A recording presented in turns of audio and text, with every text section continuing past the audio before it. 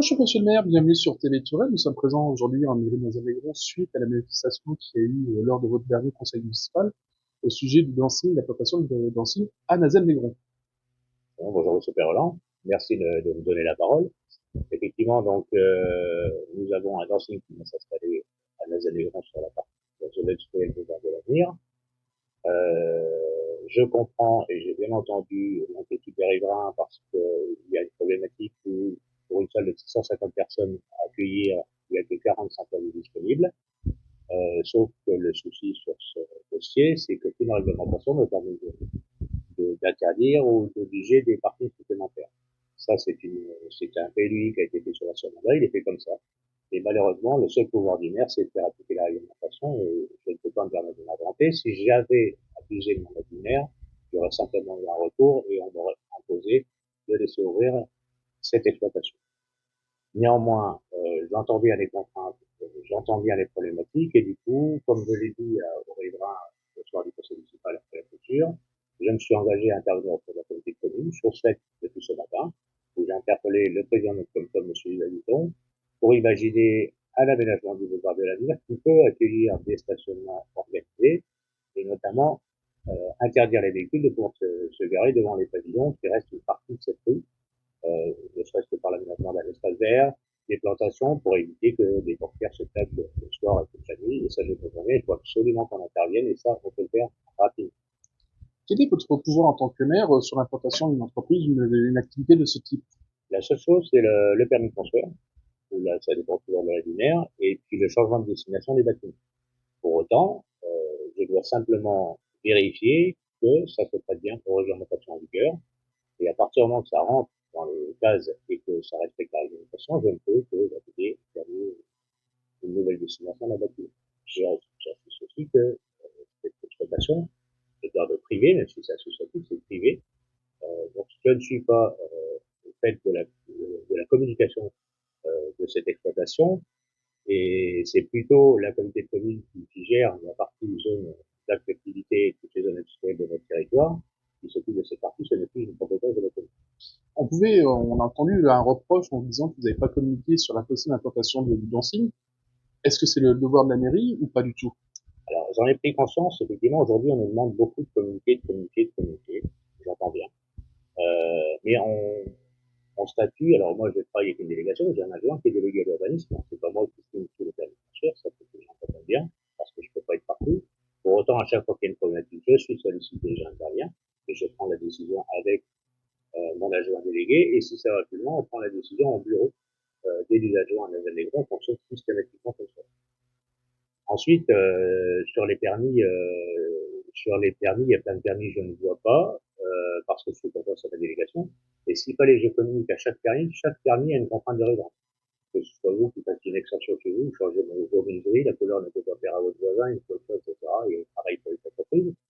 Vous imaginez que je communique sur 530 permis à l'année. Donc, c'est compliqué. Comment on communique? Comment on atteint la communication? On sait aussi pertinemment que la communication nous intéresse que ça nous concerne. Communique beaucoup sur nos bulletins, sur nos lettres d'infos. Donc, j'entends bien cette demande. Il faut y réfléchir. Aujourd'hui, j'ai pas la solution. Je ne sais pas comment on peut communiquer sur chaque dossier qui s'intervienne. Effectivement, à Dancing, on aurait pu se dire, il y a des problématiques plus importantes que de changer ses volets, de changer ses fenêtres. Je m'entends bien, je l'ai bien entendu. Pour autant, ça reste dans une zone. Effectivement, il y a des proximités de pavillons sur une partie, et ça, c'est les riverains de voir. Ils vont se prévenir leur mécontentement. Mais la zone le permet ce genre d'activité, et elle est là pour ça. Donc, voilà, faut trouver la bonne solution. Vous avez évoqué le réaménagement de la voirie par le biais de la communauté de communes. Est-ce que dans ces projets de réaménagement, vous avez pensé aussi aux mobilités douces Alors, pour faire un pire de coup? encore une fois, c'est la communauté de communes qui valide cette partie-là. Les rues avec, naturellement. Pour autant, je suis, comme vous le savez, vice-président à la mobilité, donc ce thème a été abordé.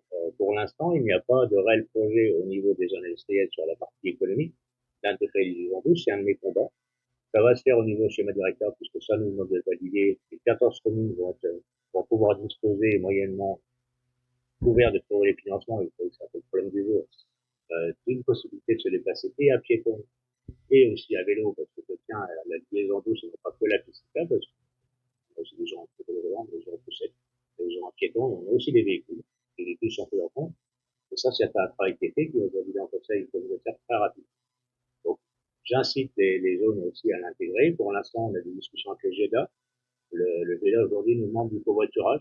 Il n'est pas obligatoirement très intéressé par la digitale, mais il faudrait le faire. On a des sujets de transport en commun aussi sur les zones.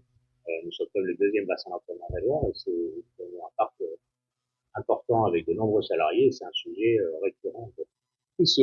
On voit le Uber, c'est quand même des choses qui réclament régulièrement de pouvoir avoir des mobilités douces ou en commun pour pouvoir se rendre sur leur lieu de travail. C'est ça. Pour autant, c'est un budget très important.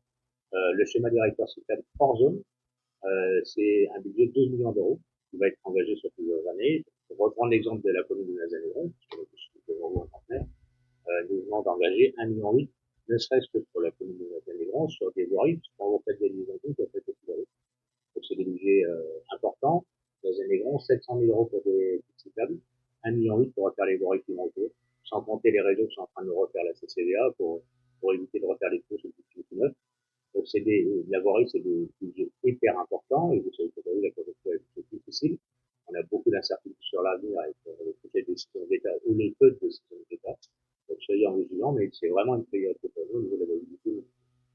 Très bien, je vous remercie, à très bientôt sur TV Touraine. Merci.